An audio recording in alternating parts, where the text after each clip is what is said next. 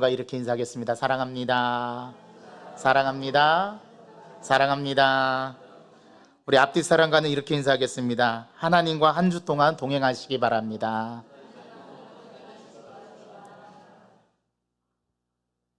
네, 감사합니다. 여러분 한 주간 잘 지내셨습니까? 네, 한 주간 동안에 또 우리들의 삶 가운데 역사하신 하나님을 기억하면서 오늘 말씀을 함께 나누기를 원합니다. 오늘 말씀의 제목은 우리가 싸워야 할 싸움입니다. 우리가 싸워야 할 싸움. 우리가 싸워야 할 싸움은 어떤 싸움일까요? 네, 오늘 그 말씀의 제목을 생각하면서 오늘 이 말씀을 함께 묵상하길 원합니다. 오늘 말씀에 보니까 이스라엘 백성들이 범죄했다고 오늘 본문 첫 절은 가르쳐 주죠. 예, 그렇게 시작하고 있습니다. 홍해를 갈라서 마른 땅 같이 건너가는 체험을 이스라엘 백성들이 했고, 홍해 사건이죠. 그리고 물이 아직도 위에서 내려오는 요단강에 첫 발을 딱 디디니까 마치 그 흐르던 물이 첩첩이 쌓여가면서 건너가는 놀라운 체험을 했던 백성이 이스라엘 백성들이었습니다. 여러분 다 아시죠? 그런데 오늘 그 놀라운 체험을 했던 이스라엘 백성도 범죄할 수 있다라고 오늘 본문 첫 절은 말씀하고 있습니다.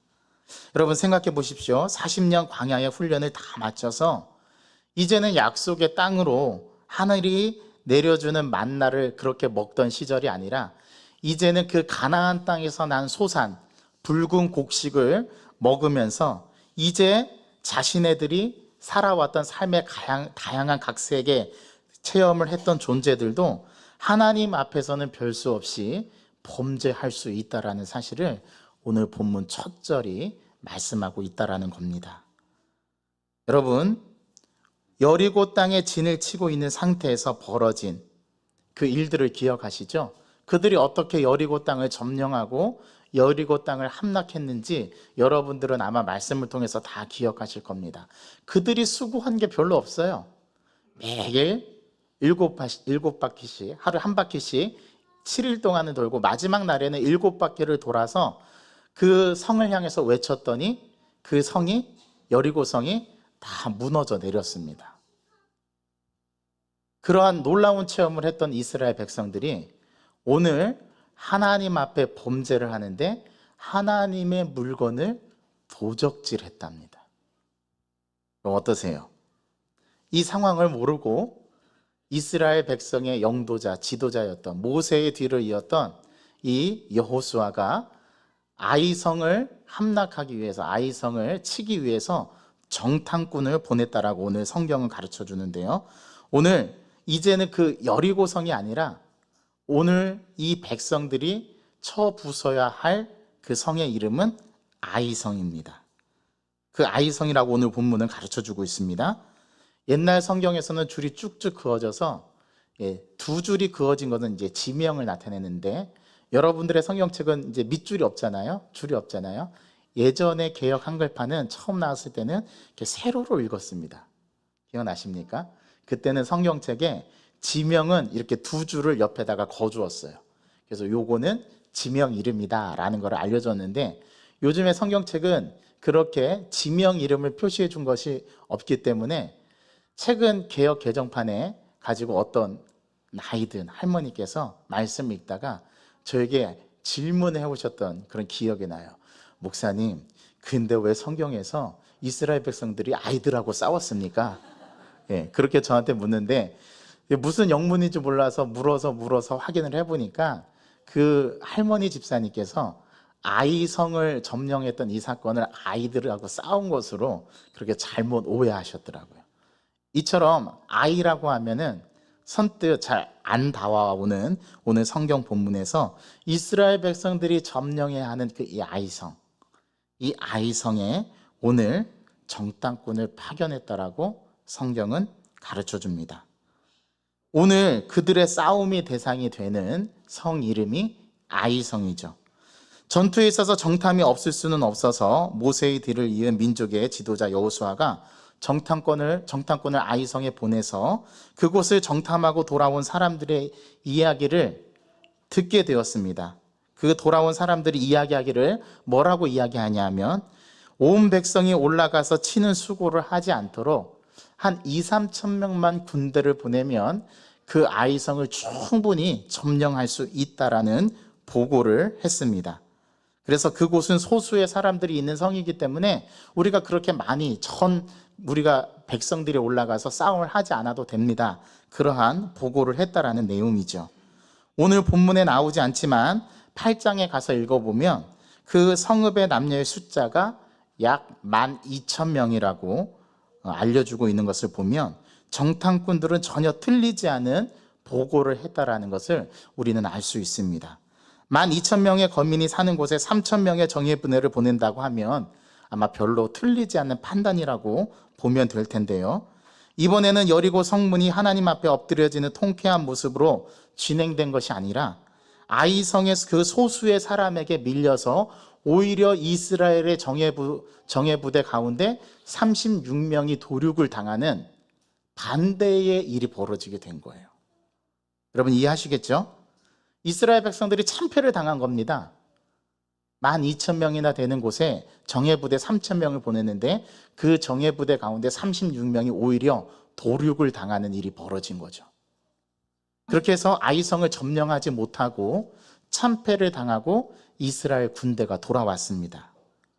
그랬더니 이스라엘의 지도자라고 하는 여호수아가 자기 옷을 찢고는 장로들과 함께 여호와의 궤 앞에 땅에 앉아서 엎드려서 머리에 죄를 뒤집어 쓰고 해가 저물 때까지 가만히 있다가 한숨만 푹푹 쉬고 하나님께 간구하는 태도를 오늘 본문이 보여주고 있는데요. 여러분 묻습니다. 이해가 되는 태도인가요? 여러분들은 이해가 되세요? 이러한 지도자 여호수아의 모습이? 아니 한 나라를 이끌고 가서 전쟁을 한 이후에 패배를 했다고 하면 거기에 대한 대책을 밤새도록 세워도 현찬을 파네. 오늘 본문은 여호수아의 모습은 정상적인 모습으로 반응하고 있는 것인가? 일상적인 모습이 아니라는 것, 일반적이고 상식적인 태도가 아니라는 것을 오늘 우리는 이 성경에서 확인할 수가 있는데요. 아니 전쟁에서 패했으면 패한 원인을 찾아서 그 원인에 대한 대책을 세우고 어떻게 하면 그 적을 무찌를 수 있을까 서로 협의하고 논의하고 지혜를 모아도 부족할 판인데 하루 종일 죄 가운데 죄를 뒤집어 쓰고 앉아서 한숨만 푹푹 쉬고 있는 이 지도자 여호수아의 모습, 아마 오늘날 이랬으면 국민들이 난리가 났을 거려. 당장에 탄핵해야 된다라고. 오늘 정치판에서 벌어지는 일들이 아마 쉽게 일어날 법도 한데, 그렇죠? 요즘에 민심이 다 우리 대통령에게 돌아서서 지지율이 23%도 안 된다고 하는데 아마 오늘날 정도의 이 시대를 살면 이 지도자 여호수아는 아마 탄핵감이죠. 탄핵감. 아니 지금 뭐하고 앉아있는 겁니까? 국민들이 아마 그렇게 생각할 법도 한데 오늘 참패를 하고 나서 이 지도자인 여호수아는 하나님 앞에 죄를 무릅쓰고 앉아서 한숨을 쉬면서 하루 종일 하나님 앞에 묵상하면서 기도하다가 마침내 입을 열어서 여호수아가 하나님 앞에 하는 말이 오늘 기도의 내용이 나옵니다. 여러분 이러한 여호수아의 모습 이해되십니까? 왜 이러는 거죠? 여호수아가 왜 이런 행동을 할까요? 상식적으로 생각해 보면은 지금 지휘관들을 모아가지고 야 우리가 이 전쟁에서 패한 원인이 뭐지? 우리가 어떤 것을 놓쳤지? 서로 대책을 세우고 논의하고 왜 우리가 3,000명 정예부대를 보냈는데도 왜 36명이 도륙돼서 우리가 이 전쟁에서 패하게 되었을까? 그 원인을 살펴보고 그 원인에 대한 대처를 또 새로운 전략을 구사해서 이 전쟁에서 승리를 가져오게 되는 대책 회의를 해도 현찬을 파네. 지금 여호수아의 모습은 백성이 보는 앞에서 무기력하게 죄를 뒤집어 쓰고 하나님 앞에 앉아 있는 모습을 보여줍니다. 여러분 36명이 죽은 이 싸움을 생각해 보세요. 36명이 죽은 이 싸움이 혹시 그러면 우리가 상대를 얕잡아 본 거 아닌가? 36명이 죽은 그 싸움에 3,000명을 보냈던 것이 혹시 숫자는 저쪽에 12,000명의 조금만 숫자인지는 몰라도 일당 100씩 하는 용사들이 있는 성이었는데 우리가 우습게 봐서 그 성에 3,000명만 보낸 게 화근이었지 않았는가? 그렇다고 한다면 이 다음에 그 다음 작전에 펴야 되겠다, 뭐 이렇게 생각한 것도 아니고, 아니면 혹시 우리 쪽에서 보낸 사람들이 너무 나약한 사람들만 보낸 것이 아닌가, 그 3천 명의 정예부대 가운데서도 가장 강력한 사람들을 보냈었어야 되는데 우리 인원 중에서 너무 좀 나약한 사람을 골라서 뽑아서 보낸 것 아닌가, 그래서 우리가 패한 것이 아니냐, 이렇게 단 한 번 분석하는 작업도 했을 법한 자리에서 여호수아는 하나님 앞에 무릎을 꿇고 하나님 앞에 자기의 속을 들여다보이며 자기의 슬픔을 전하고 있다는 것, 이게 지도자가 지금의 상황에서 해야 될 일인가? 와 닿으세요? 저는 여기서부터 말씀의 묵상이 시작이 되었습니다. 한번 여러분 생각해 보십시오. 그러면서 오늘 기도하는 기도 내용이 들어보십시오. 슬프도소이다. 주님, 왜 우리 이스라엘 백성을 요단을 건너게 하셔서 아모리 족속의 손에 멸망을 당하게 하려 하시나이까? 차라리 우리가 요단 저편에 족하게 여겨서 거기에서 살았으면 더 좋았을 뻔했습니다. 이제는 우리가 대적들에게서 돌이켜졌다는 소문이 났으니 그 가나안 족속, 그 주변의 족속들이 우리를 둘러싸고 우리 이름을 세상에서 제하여 버릴 텐데 하나님 어찌하시겠습니까? 이 하나님의 거룩하신 이름, 그 크신 이름을 위해서 어떻게 하려고 하십니까? 지금 한탄하면서 기도하는 내용이 오늘 성경 본문에 등장합니다. 여러분 맞죠? 아닌가요? 6절부터 9절의 말씀이 바로 여호수아가 기도한 내용인데요. 하나님 어찌 하시려고 그래요? 이거 이제 큰일 났지 않았습니까? 지금 여호수아가 하나님 앞에 그렇게 기도하고 있는 거예요. 여러분 이것도 와 닿으세요? 여호수아가 머리가 좋습니다. 내 일 하나님의 일, 내 망신 하나님의 망신, 우리 백성의 패배 하나님의 패배, 지금 도식을 그렇게 가져가고 있어요. 그러면서 지금 하나님 앞에 하나님 어찌 하시렵니까? 이렇게 하나님 앞에 묻고 있는 이 지도자의 모습, 맞는 모습인가요? 잘하고 있나요? 오늘 이 여호수아의 기도와 절규의 내용이 한 나라의 지도자로서의 패배한 이후에 보인 이상한 행동의 원인이 되는데요, 그들은 하나님 앞에서 사는 하나님의 백성이라는 마음을 가지고 있다라는 것이 이 지도자의 모습에서 보여줍니다. 하나님을 믿는 백성이 아니라면 이렇게 하지 않았다라는 이야기예요. 무슨 말씀인지 아시겠죠? 오늘 나에게 잘못된 결과가 왔든 그렇지 않든 이것도 왜 이렇게 일이 진행이 되었을까 하는 그 물음을 지휘관들을 모아놓고 원인을 분석한 게 아니라 하나님 앞에서 이 모습을 돌아보고 있는 이 지도자의 모습, 우리는 이해할 수 없는 것 같은 이 지휘관의 모습이 오늘 왜 이런 행동을 했는가가 오늘 이 구절에 담겨 있다라는 말씀입니다. 이게 왜 이렇게 된 것일까? 하나님 앞에서 지금 돌아보고 있습니다. 하나님 앞에 되돌아볼 정도로 우리의 패배, 또한 하나님의 창피라고 생각할 정도로 자기들은 하나님 앞에 사는 존재들이라고 하는 확신이 있기에 그들은 이 패배한 상태에서 오늘 이 성에 대한 정보의 분석과 자기들의 작전을 어떻게 해야 될까를 다시 생각하기 전에 하나님 앞에 무릎을 꿇는 이상한 태도를 보여주고 있다는 거, 여러분 조금 와 닿으시나요? 저와 여러분들은 이런 일을 만나면 어떻게 합니까? 아마 여러분들 주변에 있는 인맥들을 동원해서 그 문제를 해결하려고 하는 그러한 생각이 먼저 앞서지는 않는지요. 여러분들에게 삶의 문제와 고난이 닥쳤을 때 이 삶의 문제와 이 고난이 왜 왔는가를 여러분들이 하나님 앞에 돌아보지 않고 단순히 그 문제를 해결하기 위해서 법률적 자문을 구하고 또 전문가를 찾아가서 이것에 대한 이야기의 상황을 어떻게 해결해야 될지 듣고 그렇게 하는 문제 해결 방식이 저와 여러분들의 해결 방식 아닙니까? 그런데 오늘 지휘관 여호수아는 이상한 모습을 보여줍니다. 우리가 전혀 상식적으로 납득할 수 없는 행동을 오늘 여호수아가 보여주고 있다는 말이죠. 여러분 아시겠죠? 이게 전제가 되어야 합니다. 하나님을 믿는 백성이라면. 모든 삶의 문제를 다 하나님과 연결시키려고 하는 이 지도자의 모습은 참다운 하나님을 믿는 사람의 모습, 그 모습을 보여줘요.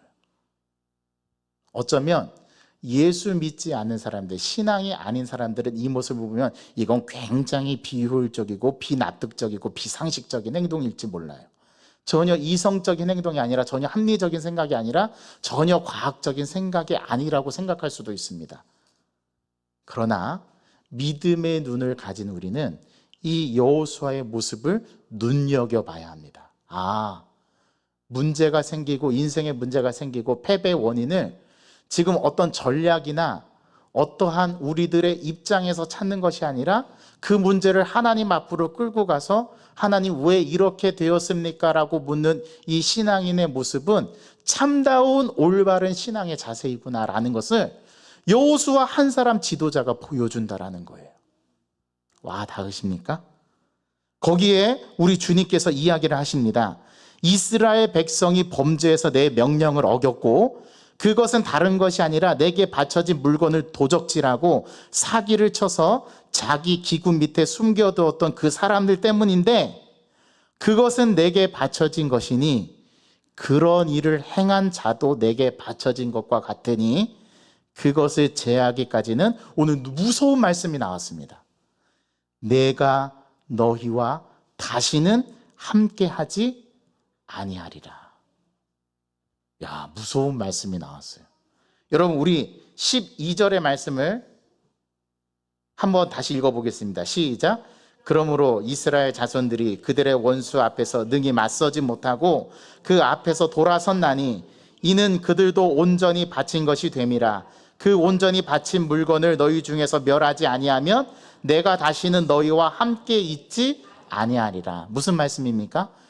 야, 너희들이 아이성 점령하러 가기 전에 너희들이 나에게 바쳤던 그 물건, 너희들이 나에게 영광을 돌렸던, 나한테 드린 그 물질, 그거 모든 것에, 그 모든 것이 다 내 것이었는데 너희들이 그것을 도적질해가고 가서는 기구 밑에 숨겨두고 마치 도적질하지 않은 사람들이 있다. 그게 오늘 1절에 누구래요? 오늘 1절에 보면 그 사람 이름이 뭐라고 나옵니까? 아간이랍니다. 아간의 아버지는 누구예요? 갈미고, 갈미는 누구의 손자입니까? 삽디의 손자이고, 삽디는 누구의 증손입니까? 세라의 증손이랍니다.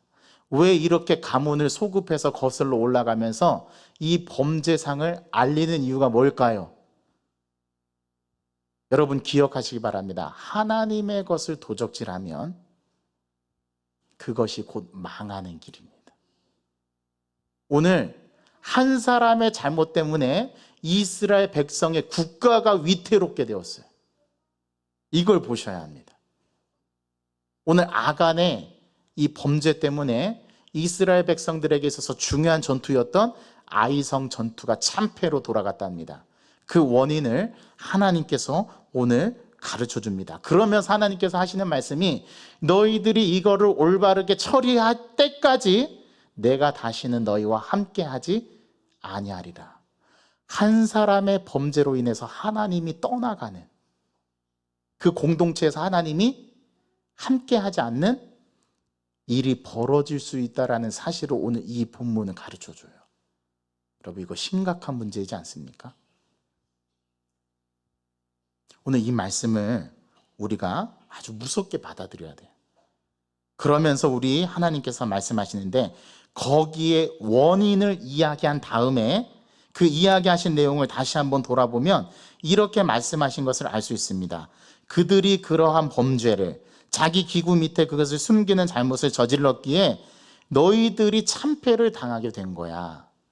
그거를 가르쳐 주시면서 너희 대적 앞에서 돌이키게 되었다라고 패배의 원인이 거기에 있음을 하나님께서 가르쳐 주십니다. 너희들이 하나님 앞에, 내 앞에 범죄를 했기 때문에 너희가 너희 대적을 당하지 못한 거야 라고 말씀을 해주시는, 그들이 받든 안 받든 하나님의 백성 앞에 준 원인과 결과를 가르쳐준 이 태도가 하나님 앞에, 내 앞에 있는 성을 쳐부수는 작전을 편다는 이스라엘 백성들은 어떠한 싸움을 싸워야 했는지를 정확하게 말씀하셨어요. 여러분, 이스라엘 백성들이 싸우는 싸움은 어떤 싸움을 싸워야 했을까요? 아이성 앞에서 싸움을 했던 그들은 아이성을 대적하는 존재들의 삶을 살 것이 아니라, 그 싸움을 싸우는 삶을 살 것이 아니라 하나님 앞에 바른 삶을 살려고 애쓰는 싸움을 싸웠어야 했다라는 것. 제가 표현을 잘 드렸는지 모르겠어요. 귀 있는 자만 알아들으세요. 다시 말씀드려요. 이해 못하시는 분이 있으시는 것 같아서. 이스라엘 백성들이 싸워야 했던 싸움은 아이성 전투에 나가서 상대방을 무찌르는 싸움이 아니라 하나님 앞에서 바른 삶을 살려고 애를 쓰는 싸움을 했었어야 했다라는 거. 싸움의 종류와 대상이 완전히 틀립니다. 여러분, 잘 생각해 보세요. 전쟁에 나가서 싸우는 그 성패는 어디에 달려 있냐면, 우리가 하나님 앞에 제대로 삶을 살아가는 싸움을 제대로 하고 있는가에 달려 있답니다. 이해되셨는지 모르겠어요. 오늘 아이성 전투는 이걸 보여줘요. 저와 여러분들이 싸워야 할 싸움의 삶의 모습이 근본적으로 다르다는 것을 알려줍니다. 안 믿는 사람은 이러한 삶 살려고 애쓰지 않아도 돼요. 그런데 하나님을 믿는 백성은 어떤 싸움을 싸워야 할지를 오늘 그 종류를 정확하게 하나님께서 가르쳐 줍니다. 오늘 하나님께서 원인과 결과를 말씀하면서 이걸 가르쳐 주세요. 이스라엘 백성들은 나가서 전쟁에서 이기는 싸움의 기술을 타고냈는지도 몰라요. 일당 한 사람이 전투 능력이 아주 강해가지고 세 사람은 거뜬히 이길 수 있는 전쟁의 기술이 있을지는 몰라요. 그런데 그 기술은 언제 무용지물이 되냐면 하나님 앞에 범죄했을 때, 그것은 무용지물이 된답니다. 하나님께서 패배하게 하시는데요, 그 정예부대 가운데 36명이 도륙을 당했어요. 말이 36명이지 이스라엘 백성들에게는 일당 100의 역할을 하는 사람이라고 본다면 엄청난 군사력 손실을 가져온 겁니다. 왜 이렇게 되었을까요? 그거를 오늘 본문은 우리에게 가르쳐 주시는 거예요. 여러분, 무슨 소리인지 아시겠죠? 하나님의 이름과 내 이름이 뭉쳐 산다라고 하는 하나님의 백성의 삶은 각양 전투에서 자기 앞에 있는 전투의 대상이 자기의 싸움의 대상이 아니라 함께 가고 있는 하나님이 내게서 떠나지 않는, 우리 하나님이 내게서 떠나지 않는, 내 마음을 하나님 앞에서 멀리하지 않는 영적인 싸움을 싸워야 되는 사람들이었다라고 하는 것을 오늘 본문이 가르쳐주고 있다라는 말이에요. 이걸 받아야 됩니다. 우리가 이거를 깨달아야 합니다. 여러분, 전쟁은 하나님께 속한 거예요. 전쟁의 승패는 누구에게 있냐면 우리들의 기술과 우리들의 노력과 우리들의 작전과 우리들의 무기와 우리들이 가지고 있는 것에 있지 않습니다. 이걸 보여주는 게 아이성 전투입니다. 그리고 이걸 보여주는 게 여리고성 전투고요. 이걸 보여주는 게 출애굽의 역사예요. 우리 믿는 자들의 싸움은 근본적으로 싸움 자체가 달라요. 우리가 정말 싸워야 할 것은 하나님 앞에 내 인생이 올바르고 범죄하지 않고 의롭게 살아가고 있는가, 내 모습은 하나님 앞에 전혀 손색이 없을 만큼 하나님 앞에서 그렇게 겸비하면서 내 인생을 살아가고 있는가. 여기서 승리하면 그 나머지 싸움은 싸움이 아니랍니다. 그거는 승리할 수밖에 없다라는 것을 오늘 본문은 가르쳐줘요. 우리는 이거를 좀 전문적인 용어로 영적 전투라고 합니다. 여러분, 영적인 싸움에서 승리하고 계십니까? 왜 대답을 못 하시죠? 아닌가 보네요. 그러면 이 말씀을 눈여겨보셔야 합니다. 전쟁은 하나님께 속해 있습니다. 하나님의 이름으로 전쟁을 하고 나아간다라는 자들이 애를 쓰며 노력했어야 될 것은 우리 하나님 앞에 우리는 온전한 마음으로 온전한 삶을 살고 있는가, 이거를 먼저 점검했었어야 되는 거예요. 싸움을 나가기 전에. 범사에 우리를 하나님께로부터 끌고 가서 다른 곳으로 눈을 돌리려고 하는 악한 영들에게서 그들이 끌어당기는 힘을 다시 끌어서 하나님 앞으로 우리들의 영혼을 자꾸 몰고 가는, 하나님께 우리의 영혼을 자꾸 끌어가는 그 일들을 오늘도 나는 하고 있는가? 여러분, 포기하지 않으시기를 바랍니다. 하나님 앞에 자기 영혼을 이끌어가는 삶을 여러분 포기하신 분들이 참 많은 것 같아요. 그러면 어떻게 됩니까? 전쟁에서 승리할 수 없습니다. 그 전쟁은, 그 승리는 아예 꿈도 꾸지 말아야 합니다. 여러분, 하나님 앞에 삶을 잘 살고 있는가를 돌아보시기 바랍니다. 여러분, 오늘 본문이 그것을 말씀하고 있다라는 내용이죠. 그 앞에 여리고성이 있어도 마찬가지고 아이성이 있어도 마찬가지입니다. 하나님을 모시고 싸움을 하러 갔던 그 아이성 앞에 서 있는 존재는 아이성을 때려 부술 그 전쟁을 바라보는 것이 아니라 성 앞에 서게 하신 하나님, 그 하나님 앞에 우리는 바른 마음을 갖고 살고 있는가? 우리는 하나님 앞에 올바른 모습을 하고 지닌 채 살아가고 있는가? 우리 편에 계시도록 우리는 그 하나님 앞에 행동하고 있는가를 돌아보시라는 말씀입니다. 그것이 바로 오늘 이 싸움 안에 들어있는 하나님께서 우리에게 들려주시고자 하는 메시지, 참 의미의 말씀임을 우리는 깨달을 수 있어야 됩니다. 여러분, 이 말씀이 무슨 말씀인지 아직 잘 안 나오시나요? 간단하게 설명을 우리들의 삶에 붙여서 한번 이야기해 볼게요. 여러분, 오늘 저는 이 말씀을 생각하면서 그런 생각이 듭니다. 언젠가 우리 장로님하고 그런 얘기를 나눈 적이 있었는데, 우리가 삶을 살아갈 때 우리 각자의 삶의 분야가 있죠. 전문 분야가 있습니다. 어떤 분은 이런 일들의 전문 분야가 있고 어떤 분은 저런 분야의 전문 분야가 있습니다. 그런 이야기를 하면서 제가 그런 얘기를 한 적이 있어요. 우리 청년들이 참 요즘에 일자리를 취직을 하는 게 너무 힘든 세상이 되었는데, 그 취업을 위해서 애쓰고 준비한 우리 소위 오늘날로 말하면 취준생들, 그 취준생들이 참 힘든 시기를 보내고 있습니다. 일자리가 녹록지 않아요. 청년들이 취직을 하려고 해도 여러 가지 어려움들이 많이 있습니다. 그거를 보면서 제가 그런 얘기를 했던 적이 있어요. 예전에는 전문대학교 졸업생이 30%, 해외 유학파가 30%, 전문기술직이 30%, 4년제 대학 졸업생들이 10%랍니다.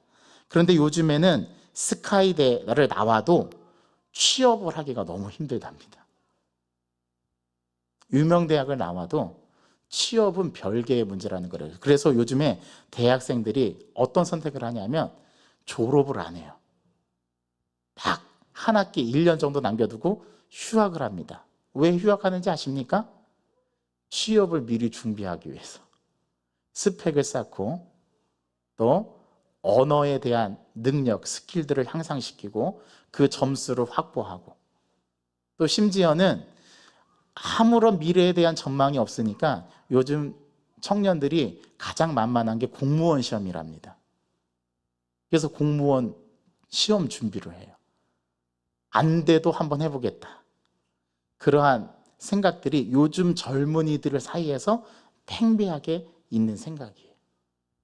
그 안타까운 모습을 보면서 요즘에는 4년제 대학 나와도 스카이대를 나와도 취업을 하기가 너무 어렵고, 오히려 전문대생이나 전문 그런 요건을 갖춘 사람들이 더 취업에 잘 되는 그러한 일들을 많이 이야기를 나눴던 적이 있습니다. 그럼 어떻게 생각하십니까? 이제 경쟁력은 어느 대학교를 졸업했느냐가 아니라 자신들의 회사의 이익 창출과 능력을 실질적으로 발휘할 사람이 취직의 문턱에서 한 걸음 더 바짝 다가갈 수 있다라는 경쟁력을 말씀하시더라고요. 그래서 오늘날 성공하려면 정말 잘 생각을 해보고 잘 선택을 해야 된다라는 이야기를 함께 나눴던 적이 있습니다. 우리 장로님들 기업체도 보면은 인력을 충원할 때 그 인력에 대한 여러 가지 조건들을 보잖아요. 그렇죠? 그런 것에서 보면 오늘날 이 현실이 우리의 현실이라는 것을 생각해 보게 되는데요.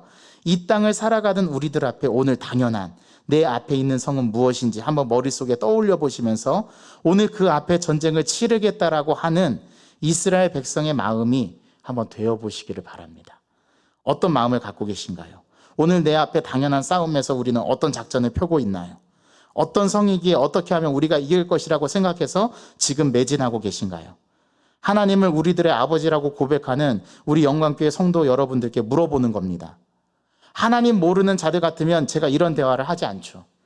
그런데 좀 더 세련된 대화를 믿지 않는 자들과는 할 수 있을 것 같아요. 그런데 하나님을 믿는 저와 여러분들은 이 싸움을 어떻게 준비해야 될지, 우리는 전제를 깔고 가는 것이 아니라 일단 우리 하나님이 우리 앞에 계시다라는 이 인식이 필요하고, 하나님 때문에 우리가 여기 있고 하나님이 우리와 동행하시고 하나님께서 우리를 통해서 언제나 승리의 길로 가게 하시는, 그래서 우리를 도구로 사용하신다라는 이 믿음을 가지고 그 믿음의 고백에서 여기에 있다라고 하는 그러한 신앙이 저희들의 신앙이라는 것을 저는 생각해 봅니다.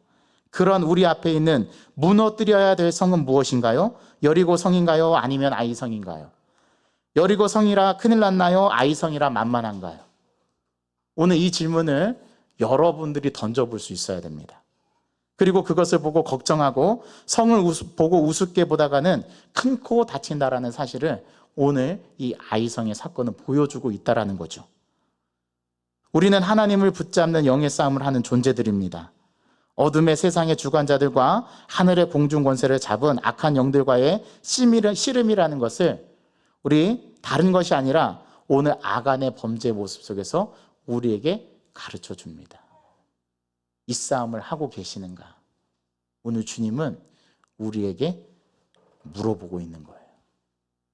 그럼 어떻습니까? 오늘 말씀은 두 주인을 섬길 수 없나니 하나님과 재물을 겸하여 섬길 수 없느니라는 이 말씀을 다시 한번 생각하게 하는데요. 아간은 하나님 앞에 범죄했어요. 이 범죄한 것 때문에 이스라엘 백성들은 전쟁에서 패했다라는 겁니다. 우리로 하여금 자꾸 하나님께로부터 우리의 눈을 돌리게 하는 것, 그것이 가장 무서운 힘을 가진 것들 중에서 가장 대표가 되는 게 물질이라는 것, 재물이라는 것을 오늘 성경 본문은 우리에게 가르쳐 줍니다. 그리고 아간의 범죄는 또 한 번 아주 가볍게 지나가는 것처럼 오늘 이것에 대해서 우리에게 가르쳐 주고 있어요. 오늘 우리가 봉독하진 않았지만 21절에 보니까 그 아간이 노력한 게 뭔지를 한번 나오는데 그걸 한번 읽어보겠습니다. 21절의 말씀을 한번 읽어봅시다. 시작. 내가 노력한 물건 중에 시날산의 아름다운 외투 한 벌과 은 200세겔과 그 무게가 50세겔 되는 금덩이 하나를 보고 탐내어 가졌나이다. 보소서 이제 그 물건들을 내 장막 가운데 땅속에 감추었는데 은은 그 밑에 있나이다 하더라. 예, 뭐를 도적질했대요? 시날산 외투 한 벌과 은과 금덩이와, 그렇죠? 여러분, 이왕 하나님 거 훔칠 거면 좀 많이 훔치지. 제가 우스갯소리로 드리는 거예요. 시날산 외투 한 벌, 그게 뭐라고? 금덩이, 여기 보니까 몇 세겔 달아보는데요, 제가 환산을 해보니까 적은 금액은 아니에요. 근데 그 하나님의 것을 도적질해서 자기의 장막 어디에다 감췄대요? 땅 속에 감춰놓고 은도 거기에 있다라고. 오늘 이 아간이 자신의 범죄를 실토합니다. 이것을 제하기까지, 이것을 확인하고 이것을 해결하기 전까지는 하나님께서 어떻게 하시겠다고요? 내가 다시는 너희와 함께 있지 아니하리라. 여러분, 저는 제일 무서운 게 뭔지 아세요? 하나님이 제게서 떠나는 것이 저는 제일 두렵습니다. 하나님께서 나와 동행해 주시지 않는 게 저는 제일 겁이 나요. 여러분들은 어떤 게 겁나세요? 어떤 게 제일 두려우세요? 저는 다른 거는 괜찮아요. 하나님께서 제 자녀를 거두어 가신다고 해도 저는 두렵지 않아요. 그런데 하나님이 내게서 떠나가신다라는 것, 저는 그거는 상상할 수조차 없습니다. 저는 그것이 제일 무섭습니다. 그런데 오늘 주님께서 이스라엘 백성들을 향해서 뭐라고 말씀하시냐면 이것을 제하기까지, 이것을 해결하기 전까지는 내가 다시는 너희들과 함께 있지 아니하리라. 여러분, 이게 가장 중요한 문제 아니에요? 우리들의 삶에서 가장 중요한 게 문제가 뭐예요, 여러분들? 여러분들에게 있어서 지금 가장 시급한 문제가 뭔가요? 그 시급한 문제를 머릿속에 떠올려 보시기 바랍니다. 그런데 그거보다 더 중요한 문제가 있답니다. 하나님이 나와 함께 하느냐, 함께 하시지 않느냐. 이게 판가름 나면은요, 여기서 우리는 끝입니다. 이걸 아셔야 돼요. 하나님이 나와 동행해 주시지 않는 것, 이거를 무서워할 줄 알고 두려워할 줄 알아야 됩니다. 오늘 하나님께서 내가 다시는 너희와 함께 하지 않는다라는 이 말의 의미는 하나님이 우리에게서 떠나실 수 있다라는 사실을 인정하셔야 된다는 거예요. 우리가 어떻게 했을 때? 범죄했을 때. 돌이킬 수 있는 방법이 있어요. 회개하면 돼요. 하나님 앞에 돌아서시면 됩니다. 그런데 끝까지 돌아서지 않을 때는 그 결과는 여러분들이 지셔야 돼요. 하나님의 영광이 여러분들에게서 떠나게 될 겁니다. 그리고 하나님 없는 인생을 살아가는 인생이 되면은요, 그 인생은 참혹합니다. 오늘 이거를 아이성 전투는 정확하게 보여줘요. 우리 하나님 앞에서 살아가는 영광교회 성도 여러분, 여러분들은 지금 무슨 싸움을 싸우고 계시는가를 정확하게 보시길 바랍니다. 여러분, 어떤 싸움이죠? 적은 딱 하나예요. 우리로 하여금 우리의 마음을 하나님께 붙어 있지 못하게 하는 그것이 우리 싸움의 적인 것을 기억하시기 바랍니다. 자꾸만 하나님께서 멀어지게 만드는 그것이 우리가 싸워야 할 주적이라는 사실을 여러분들은 꼭 아셔야 합니다. 여러분들 마음속에서 하나님과 멀어지게 만드는 것이 무엇이죠? 여러분들이 예배의 자리로 나아가지 못하게 하는 원인이 무엇인가요? 무엇이 하나님과의 관계를 자꾸 소원하게 만들죠? 그걸 찾아내세요. 그게 여러분들이 싸워야 할 적입니다. 그게 여러분들이 싸워야 할 싸움의 대상이라는 거. 이것을 이 본문에서 읽어내실 수 있어야 돼요. 여러분, 이거 참 무서운 말씀이잖아요. 내가 다시는 너희와 함께 있지 아니하리라. 여러분, 재물을 잃는 것, 재물을 잃어버리는 것, 관계가 막혀지는 것, 잃어버리는 것, 그거는 괜찮아요. 회복할 수 있으니까요. 그런데 하나님이 내게서 멀어지는 것은 회복할 방법이 없어요. 그렇게 되지 않기 위해서 우리가 무엇을 위해서 싸워야 하는지를 분명하게 보셔야 됩니다. 오늘 이 아이성 전투는 우리에게 보여줍니다. 우리의 적은요, 우리의 마음을 하나님 앞에 붙어 있지 못하게 하는 악한 영들과의 싸움입니다. 영의 싸움인 것을 기억하신다면 우리는 이 싸움을 통해서 다시금 우리 속에 저 깊은 곳에서 나오는 찬양의 고백, 신앙의 고백이 나올 수 있어야 합니다. 전쟁은 여호와께 속한 것이니. 우리가 싸우는 것은 육신의 혈육에 대한 문제가 아니에요. 혈기에 대한 문제가 아니에요. 우리들이 싸워야 하는 것은 저 악한 영들과의 싸움이라는 사실을 꼭 기억하시기 바랍니다. 악한 영들을 우리에게 어떻게 싸움을 걸어오는지 아세요? 우리에게 가장 연약한 고리, 그것을 공격합니다. 여러분들에게서 제일 연약한 게 무엇입니까? 그것을 통해서 자꾸 하나님과 멀어지게 만들어요. 그게 사탄의 전략이에요. 그걸 볼 수 있는 영적인 안목이 있어야 싸울 수 있습니다. 여러분들, 오늘 이 시간부터 하나님과 나를 자꾸 멀어지게 만드는 요인이 있다면 그것을 단칼에 버리시기 바랍니다. 그게 조금씩 우리의 삶을 좀먹어서요, 결국에는 하나님 부인하는 데까지 가요. 하나님 없다라고 말하는 데까지 가요. 그리고 우리의 삶은 늘 불평과 원망이 자리하게 될 겁니다. 하나님 왜 이렇게 하셨습니까? 하나님 왜 우리를 패배하게 만드셨습니까? 그 원인이 나에게 있지 않고 하나님께로 돌려버려요. 그게 가장 무서운 거예요. 그 싸움을 볼 수 있는 영적인 안목이 저와 여러분들에게 있기를 간절히 소망합니다. 문제는 하나님 앞에서 우리의 마음이 떠나는 것이 문제예요. 그렇게 되지 않도록 여러분들이 하나님 앞에 겸비하는 인생, 그런 한 주간의 삶을 사시길 바랍니다. 그리고 하나님 앞에 그것을 볼 수 있는 눈을 달라고 기도하시기 바랍니다. 그게 믿는 자가 구해야 될, 하나님 앞에 간절히 소망해야 할 그러한 신앙의 모습인 줄 믿습니다. 그렇게 살아가기를 바라서 오늘 이 말씀을 전했습니다. 하나님 아버지, 오늘 아이성 전투의 실패의 원인이 무엇인가를 이 여호수아는 죄를 뒤집어쓰고 하나님 앞에 기도하는 모습 속에서 우리는 이것을 발견해내게 됩니다.